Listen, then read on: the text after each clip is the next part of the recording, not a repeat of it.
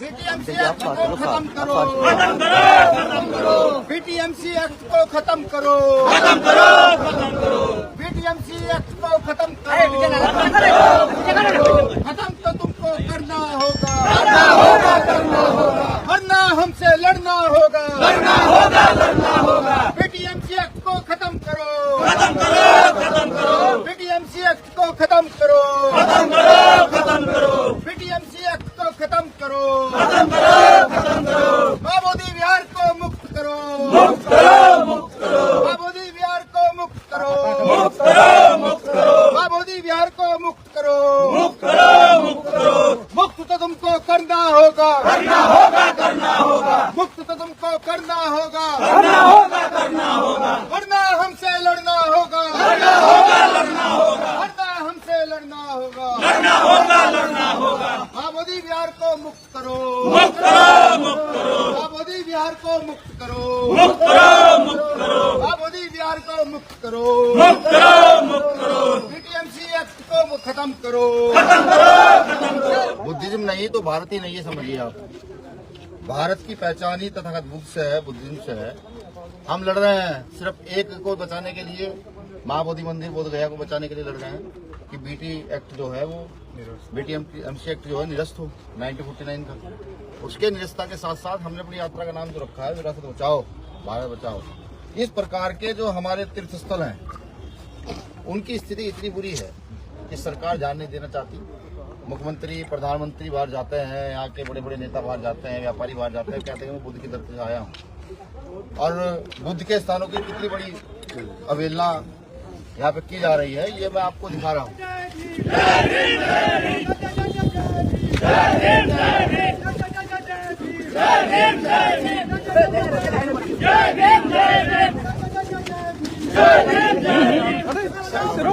जिंदाबाद, जिंदाबाद, जिंदाबाद, जिंदाबाद, जिंदाबाद, जिंदाबाद। जय भीम, जय भीम, जय भीम, जय भीम। बिना रतन सेन जिंदाबाद, कमल वालिया जिंदाबाद, जिंदाबाद, जिंदाबाद। अमर ज्योति जिंदाबाद, जिंदाबाद, जिंदाबाद। बिना रतन सेन जिंदाबाद, जिंदाबाद, जिंदाबाद। कमल वालिया जिंदाबाद, जिंदाबाद, जिंदाबाद। बीमार में जिंदाबाद, जिंदाबाद, बीमार में जिंदाबाद, जिंदाबाद। बिना रतन सेन जिंदाबाद, जिंदाबाद, कमल वालिया जिंदाबाद।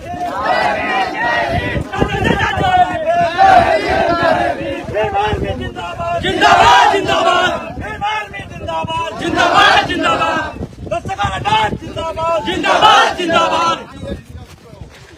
बीमार में जिंदाबाद, जिंदाबाद, जिंदाबाद। बीमार में जिंदाबाद, जिंदाबाद, जिंदाबाद। अमर ज्योति जिंदाबाद, जिंदाबाद, जिंदाबाद। बिना रतन सेन जिंदाबाद, जिंदाबाद, जिंदाबाद। कमल वालिया जिंदाबाद, जिंदाबाद, जिंदाबाद। कमल वालिया जिंदाबाद, जिंदाबाद, जिंदाबाद। बिना रतन सेन जिंदाबाद, जिंदाबाद, जिंदाबाद। बिना पासवान जिंदाबाद, जिंदाबाद, जिंदाबाद। भगवान खुद के सामने हो, करना हो, करना हो, करना हो, करना हो, करना हो, करना हो। अमर है, अमर है, अमर है, अमर है, अमर है। जय भीम, जय भीम, जय भीम। मुझे लगता है कि साथियों आज हम हैं केसरिया बौद्ध स्तूप पर। बस यहाँ की सबसे बड़ी खासियत ये है कि यहाँ तथागत बुद्ध एक बार आए थे और सम्राट अशोक ने इसे बनवाया था। बताता हूँ भाई, थोड़ा थोड़ा पीछे हो जाओगे ना तो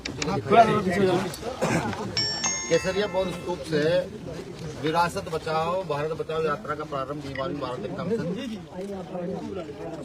हो गया, हो गया। अध्यक्ष महोदय लोग को भीम आर्मी भारत एकता मिशन ने शुरू की है। यहाँ के अध्यक्ष भाई अमर ज्योति जी, इनके नेतृत्व में यात्रा शुरू हो रही है, भाई के नेतृत्व में शुरू हो रही है। देखिए यहाँ स्थिति आप देख सकते हैं कि भारत की ये भारत की अपनी एक विरासत है। अगर बुद्धिज्म नहीं तो भारत ही नहीं है, समझिए आप। भारत की पहचान ही तथागत बुद्ध से है, बुद्धिज्म से है। हम लड़ रहे हैं सिर्फ एक को बचाने के लिए, माँ बोधि मंदिर बोध गया को बचाने के लिए लड़ रहे हैं कि बीटी एक्ट जो है वो BTMC एक्ट जो है निरस्त हो 1949 का, उसके निरस्ता के साथ साथ हमने अपनी यात्रा का नाम जो रखा है विरासत बचाओ भारत बचाओ। इस प्रकार के जो हमारे तीर्थ स्थल हैं उनकी स्थिति इतनी बुरी है कि सरकार जान नहीं देना चाहती।